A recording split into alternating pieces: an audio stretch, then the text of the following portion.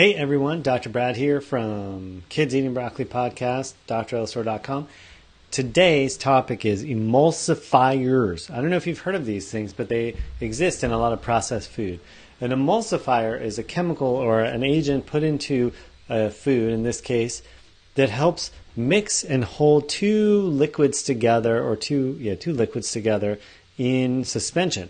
So it's like if you've ever put oil and vinegar together in a jar, shook it up, and then let it sit there for a while, you'll notice that they separate.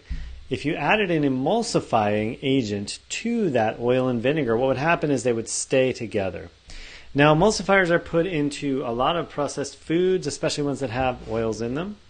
And the main reason is to stabilize the food so that it stays consistent, so that different ingredients stay together, this type of thing. But the problem is that emulsifiers, when we eat them, they also emulsify us.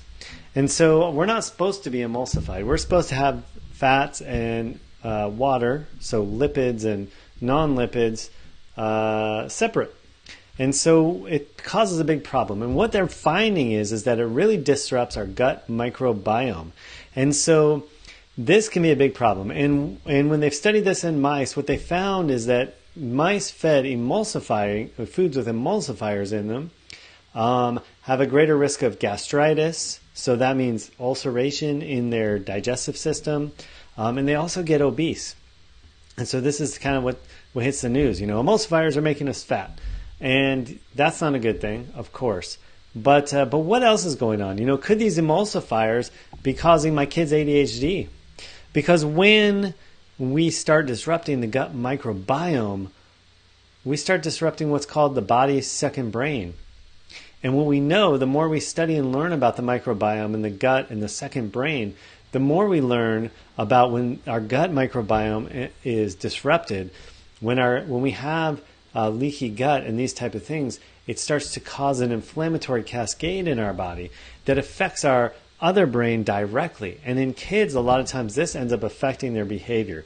We see things like difficulty paying attention, difficulty sitting still, mood swings, difficulty sleeping, difficulty waking.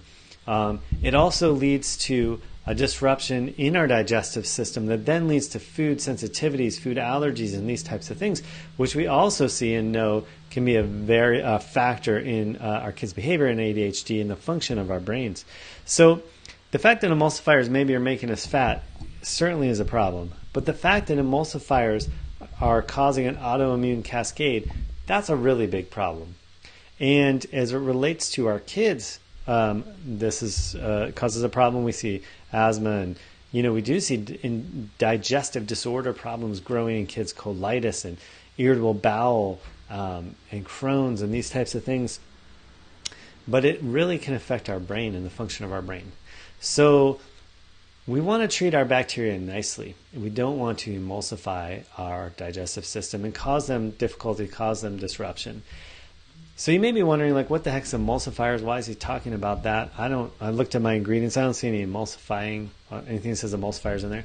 Emulsifiers have a couple problems, but some of the most common things you see are like carrageenan, lecithin, you see like polysorbate 80, we see gums like locust bean gum, guar gum. These are all emulsifiers.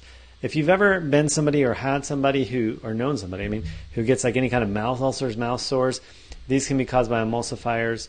It's kind of like how we can get the sores in our digestive system that are gastritis. But here's the deal.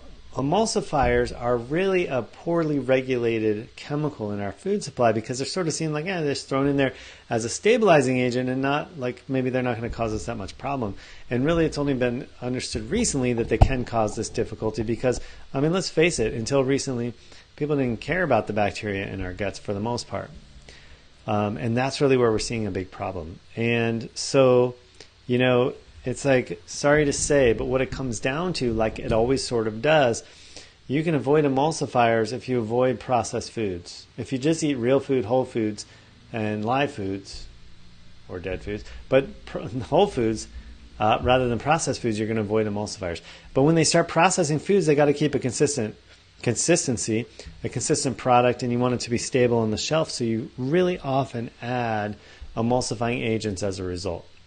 So you want to avoid those at all costs, sorry to say. But what you don't want to do is emulsify your own digestive system. So hope that's helpful. Another something to avoid. Another reason to eat whole foods and not eat processed foods if you needed more. I mean, I was like thinking about it earlier today, and it's like you can look at your ingredients. You're like, okay, no, there's not a lot of sugar in there. There's not a lot of corn syrup in there. It says it's non-GMO, so that's good. Calories aren't too bad. We don't have artificial flavors. We don't have artificial colors. We don't have artificial preservatives in there. Okay, I must be doing. You don't have any artificial sweeteners. I must be doing okay. But then there's the emulsifiers. You know, it's like there's an issue with processed foods, and not to say that they're necessarily inherently bad or it's a bad idea to make them, but we weren't designed to eat these foods that can live on a shelf. We weren't designed to eat these foods that you take food-like products and you process them, and then you have to reflavor them and recolor them and sweeten them and all these things. It's just not how our biology was designed. So inevitably, it causes some difficulties and problems. And the more we understand and the more we study, the more we start to see what these problems are. And our kids are like the canary in the coal mines, meaning that it hits them harder and it hits them first. So stop eating processed foods, start eating whole foods, avoid emulsifiers. Not only does it cause inflammation, gut microbiome dysbiosis is called, or an imbalance, which causes a whole bunch of stuff, but also causes us to get fat.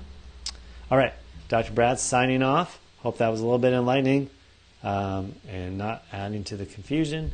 Eat regular whole food. There you go. There's the bottom line. All right, you guys take care. We'll see you next time.